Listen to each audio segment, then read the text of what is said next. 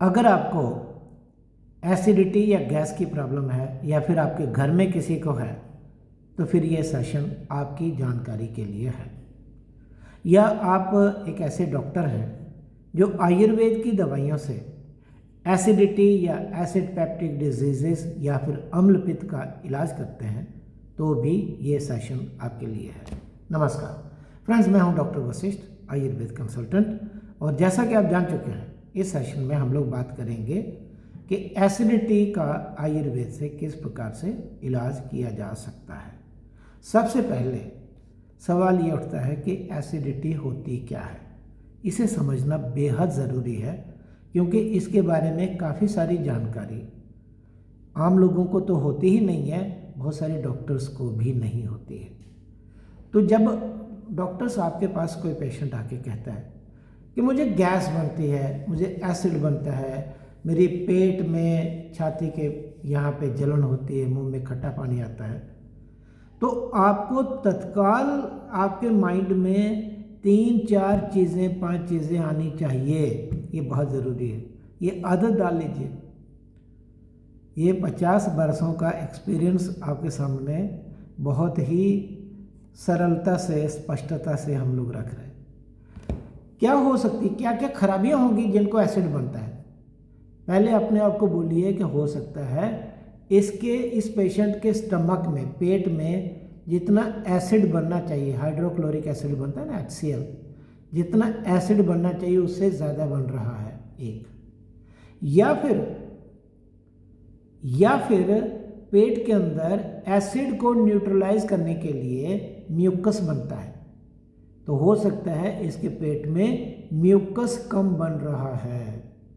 2 चीज़ें हो गई, या एसिड ज़्यादा बन रहा है या फिर एसिड तो ठीक बन रहा है लेकिन म्यूकस कम बन रहा है। ये 2 प्रॉब्लम्स हो गई।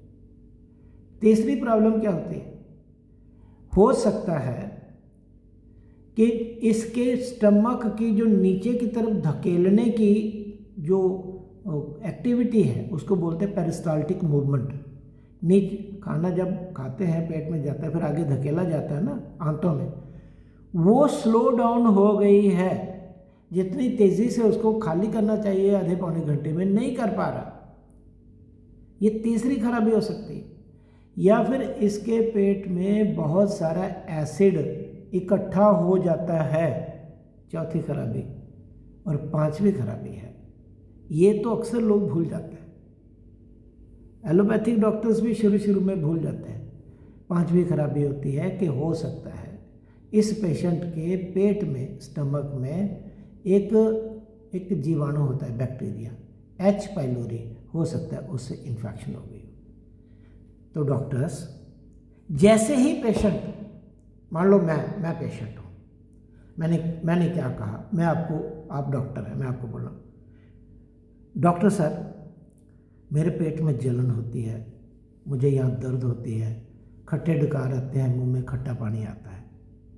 जैसे मैंने ये बोला, आपके माइंड में तत्काल 5 चीज़ें आनी चाहिए। आपको सोचना चाहिए, हो सकता है इसके पेट में एसिड ज़्यादा बन रहा है, हो सकता है इसके पेट में म्यूकस कम बन रहा है, हो सकता है इसके स्टमक की जो नीचे वाली धकेलने वाली मूवमेंट है वो स्लो डाउन हो गई है, हो सकता है इसके पेट में बहुत सारा एसिड इकट्ठा हो गया है, या फिर इसके स्टमक में H. पाइलोरी नाम के बैक्टीरिया से इन्फेक्शन हो गई। ये मैंने आपको बता दिया। ऐसा करेंगे ना तो जीवन में धोखा नहीं खाएंगे एसिडिटी के ट्रीटमेंट में, क्योंकि अब हम जो ट्रीटमेंट बताने जा रहे हैं वो इसी के ऊपर आधारित है। लेकिन उससे पहले हम आपको बता देना चाहते हैं कि ये सब होने से स्टमक में और ये जो फूड पाइप है इसमें होता क्या है। एसिड ज़्यादा बनेगा या म्यूकस कम बनेगा या पेरिस्टाल्टिक मूवमेंट का स्लो डाउन हो जाएगी, एसिड बहुत सारा इकट्ठा हो जाएगा, या फिर H. पाइलोरी की इन्फेक्शन होगी। तो इससे होता क्या है, खराबी क्या होती है, जिसको एबनॉर्मेलिटी कहते हैं। तो पहली एबनॉर्मेलिटी क्या होती है कि जो स्टमक के अंदर की जो लाइनिंग होती है, जैसे मेरा मुंह है तो लाल लाल हर एक व्यक्ति के मुंह में ऐसा होता है। मैं अपना दिखा देता हूँ, जैसे ये आपको दिखाई दे रहा है, तो लाल लाल जो झिल्ली है ना, ये झिल्ली ये झिल्ली जो है ये स्टमक में भी होती है, और वो स्टमक की वो झिल्ली उसमें सूजन आ जाती है, तो उसे कहते हैं गैस्ट्राइटिस। अब देखिए, जब लंबे समय तक सूजन रहेगी तो क्या होगा, धीरे धीरे हो सकता है उसमें कहीं कहीं जख्म हो जाए, कहीं कहीं अल्सर्स हो जाए, जैसे आयुर्वेद में कहते हैं व्रण हो जाए, तो वो अल्सर हो सकता है। वो अगर पेट स्टमक में है तो उसको कहेंगे गैस्ट्रिक अल्सर, और अगर वो थोड़ा और नीचे की तरफ हो गया, ड्यूडिनम में हो गया, आंतों का जो पहला पार्ट होता है, तो उसे बोलते हैं ड्यूडिनल अल्सर। और दोनों को बोलते हैं, ड्यूडिनल और गैस्ट्रिक अल्सर को बोलते हैं पेप्टिक अल्सर। ठीक है, इतना समझ में आया।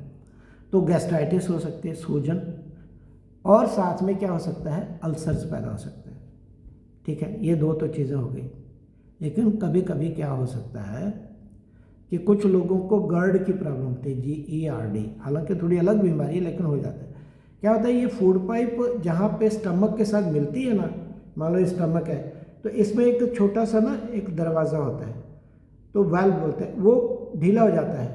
तो और आमतौर पर वन वे ट्रैफिक है, ऊपर से नीचे जाएगा, नीचे से वापस नहीं आएगा। लेकिन अगर वो ढीला हो गया तो क्या होगा, जब स्टमक ज़ोर से कॉन्ट्रैक्ट करेगा ना, तो कुछ कंटेंट्स उसकी नीचे जाएंगी आंतों में और कुछ वापस आ जाएंगे। इसको कहते हैं GERD, गर्ड, या आयुर्वेद में इसे उदावर्त कहते हैं, और इसको एक बड़ा नाम है एलोपैथी में, गैस्ट्रोइसोफेजियल रिफ्लक्स डिसीज, गर्ड। ओके, इतना समझ, ये आपको मैंने बता दिया। अब सीधा ट्रीटमेंट पे आ जाते हैं। डॉक्टर्स, जैसे जैसे मैंने बोला है ना, मैं ट्रीटमेंट वैसे ही बताने जा रहा हूँ।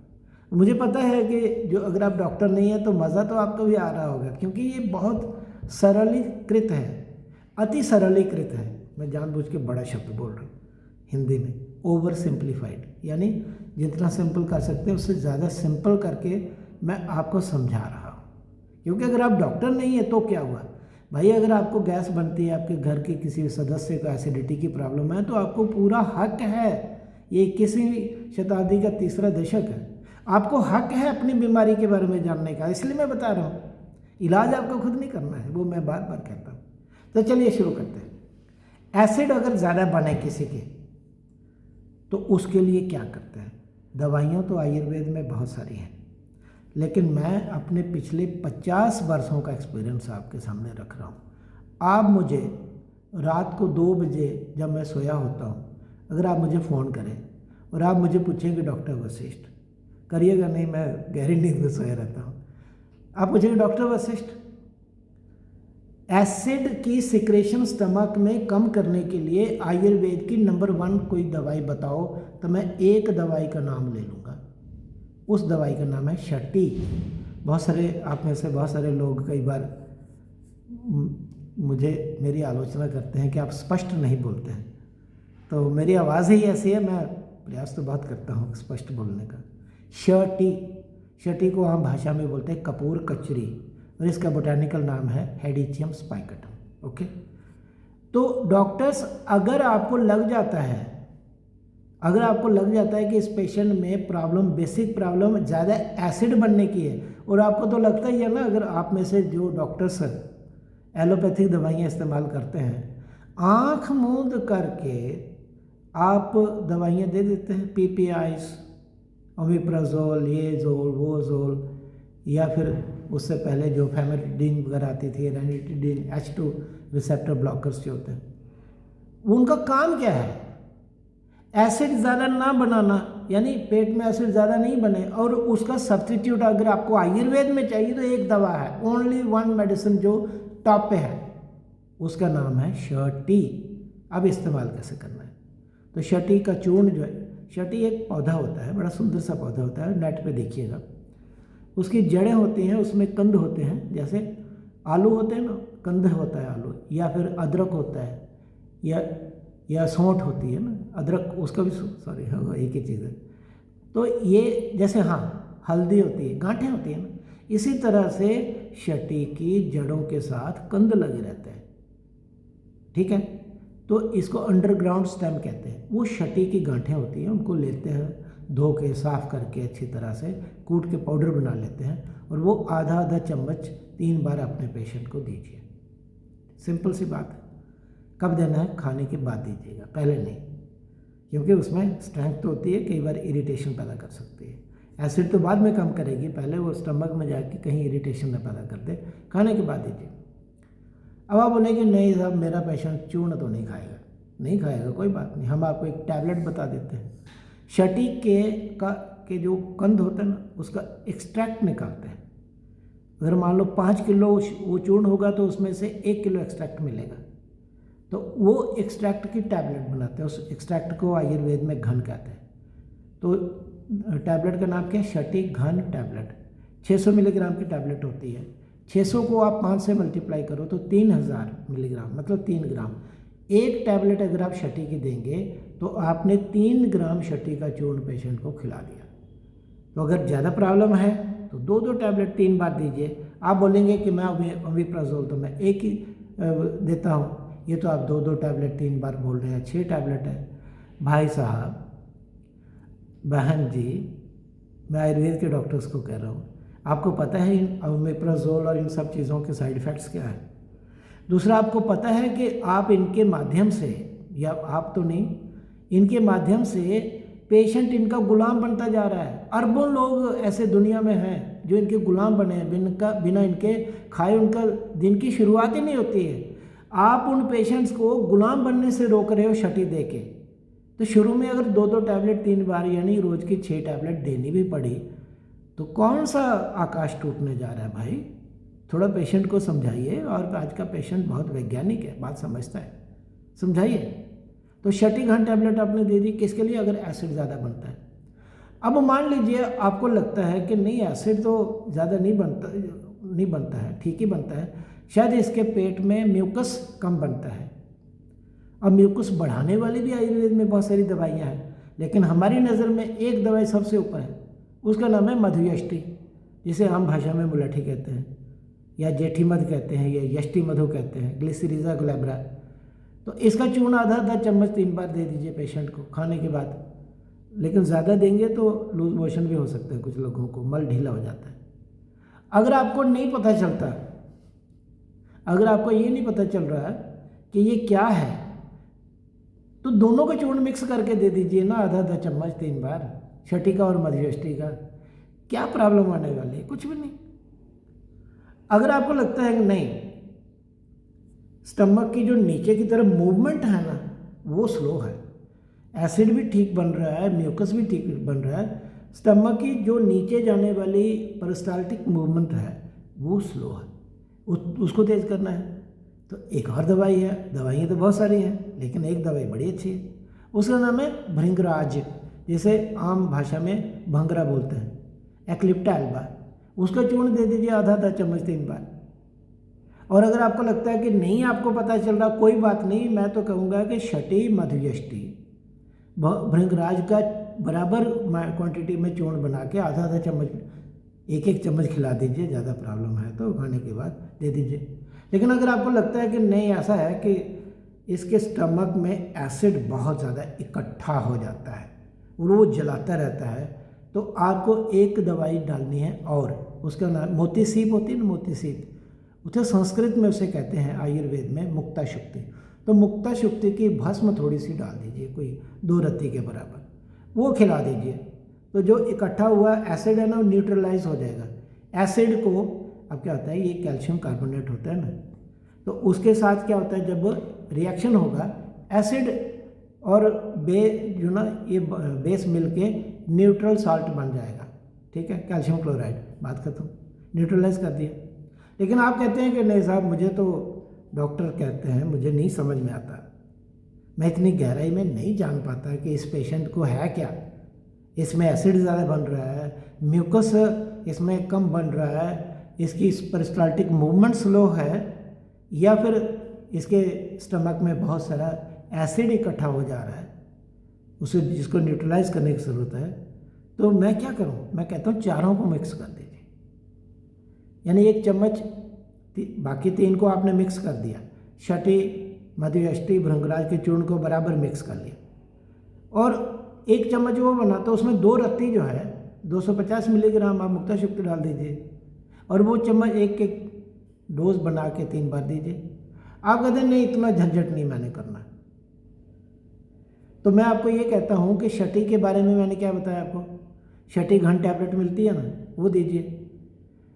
ऐसे ही मधुयष्टि घन टैबलेट भी मिलती है, वो भी 2-2 टैबलेट 3 बार या 1-1 टैबलेट 3 बार दे सकते हैं। ऐसे ही भृंगराज घन टैबलेट भी मिलती है जो एक्सट्रैक्ट से बनी है, वो भी 1 या 2 टैबलेट 3 बार दे सकते हैं। मुक्ता शक्ति तो ऐसे देनी पड़ेगी। या फिर हमने और काम आसान कर दिया, हमने इन चारों को मिला दिया, शटी को मिलाया, मधुयष्टि को मिलाया, भृंगराज और मुक्ता शक्ति, इन चारों को मिला के एक टैबलेट बना दी जिसका नाम रखा लोसिड टैबलेट। आप पेशेंट को 2-2 टैबलेट 3 बार लोसिड दीजिए, LOCID लोसिड टैबलेट, वो दीजिए। कितना आसान ट्रीटमेंट है, ठीक है। अब 5वीं खराबी क्या बची? 5वीं खराबी बची कि हो सकता है कि उस पेशेंट के स्टमक के अंदर H. पाइलोरी नाम के बैक्टीरिया से इन्फेक्शन हो गया है। अब इसे पता कैसे चलाएंगे? तो भाई साहब पता चलेगा तब जब अंदर जाके उसकी एंडोस्कोपी की जाएगी, सब देखा जाएगा और वहाँ से एक स्वैब लेके कल्चर करवाया जाएगा, तब पता चलेगा कि इसमें H. पाइलोरी की इन्फेक्शन है या नहीं। तो आयुर्वेद के डॉक्टर तो इतना सब कर नहीं सकते हैं, नहीं करते हैं। तो एलोपैथिक डॉक्टर्स के ऊपर हम लोग डिपेंड करेंगे। तो आपके पास 2 क्राइटेरिया रहेंगे। कोई पेशेंट सब तरह की दवाइयाँ लेके आ गया, एसिडिटी की, ठीक नहीं हुआ, तो माइंड में रखिए कि हो सकता है इसको H. पाइलोरी की इन्फेक्शन हो। या फिर आपके पास ऐसा पेशेंट आता है जो आपको रिपोर्ट दिखाता है कि मुझे H. पाइलोरी की इन्फेक्शन है, तो आसान हो गया। तो ऐसे पेशेंट्स को आपने क्या देना है? पहले वाली 4 दवाइयाँ तो देनी ही है, लेकिन इसके बाद आपने बैक्टीरिया को मारने के लिए मैं आपको 3 दवाइयाँ बताता हूँ, इनमें से कोई एक दे दीजिए। आप चाहें तो अतिविषा दे दीजिए। तो अतिविषा चूर्ण होता है, कड़वी बहुत होती है, वो मत दीजिए पेशेंट को। अतिविषा की एक टैबलेट आती है, अतिविषा घन टैबलेट, 2-2 टैबलेट 3 बार वो दीजिए। या अतिविषा से एक और टैबलेट बनती है एंट्रिड टैबलेट, वो 2-2 टैबलेट 3 बार दे दीजिए। एक बात हो गई। दूसरी दवाई है चिरायता। तो चिरायता जो होती है वो भी बैक्टीरियल इन्फेक्शन को दूर करती है। तो आप चिरायता घन टैबलेट दीजिए, 2-2 टैबलेट 3 बार, ठीक है। और तीसरी दवाई है चंदन। तो चंदन को भी घन टैबलेट के रूप में दीजिए, 2-2 टैबलेट 3 बार। अब आपकी इच्छा है, पहली 4 दवाइयाँ आपने देनी है, इकट्ठी करके लोसिड के रूप में दे दीजिए, शाम काम आसान हो जाएगा। अब दूसरी दवाई आप अतिविषा दीजिए घन टैबलेट, 2-2 टैबलेट 3 बार, या आप चिरायता घन टैबलेट दीजिए या चंदन दीजिए, या इनमें से कोई 2 दे दीजिए। या अगर आपको लगता है कि पेशेंट को बहुत तकलीफ है तो तीनों भी देनी पड़ेंगी। डोज आप मॉनिटर कर दीजिएगा कि 2-2 टैबलेट्स 3 बार देनी है या 1-1 टैबलेट 3 बार देनी है। तो फ्रेंड्स, मैंने भरपूर प्रयास किया कि जितना आसानी से हो सके। जब भी अभी ये सेशन शुरू होने से पहले मेरी सहयोगिनी डॉक्टर ब्रिजबाला जी मुझे कह रही थी कि क्योंकि भारत में करोड़ों लोगों को आदत है सुबह सुबह खाली पेट एसिड की टैबलेट खाने की, एंटासिड, तो आप इस सेशन को इतना आसान बनाइएगा कि इसमें कही हुई हर बात सुनने वालों को पूरी तरह से समझ में आ जाए। तो अब मैं कितना सफल हुआ हूँ ये तो डॉक्टर ब्रिजबाला जी जब ये सेशन देखेंगी यूट्यूब पे या फेसबुक पे तो बताएंगी, या फिर आप लोग बताइए कि ये सेशन कैसा रहा। प्रयास तो किया है कि ये सरल रहे। फ्रेंड्स, एक रिक्वेस्ट है, अगर आप डॉक्टर नहीं हैं तो अपना या अपने दूसरे लोगों का ट्रीटमेंट मत करिए। इसमें दी गई सारी जानकारी केवल जानकारी के लिए है ताकि आप सही फैसले कर सकें, लेकिन ट्रीटमेंट करने का अधिकार केवल और केवल डॉक्टर्स को होता है। और डॉक्टर्स, अगर आपके पास कोई क्वेरी है या कोई दूसरे लोगों के पास क्वेरीज हैं, क्वेश्चंस हैं, मुझे पूछिए, हम पूरा प्रयास करेंगे आपके प्रश्नों का उत्तर देने का। तो ये सेशन अटेंड करने के लिए बहुत बहुत धन्यवाद। नमस्कार। अपना, अपने घर के लोगों का और अपने पेशेंट्स का पूरा ध्यान रखिए।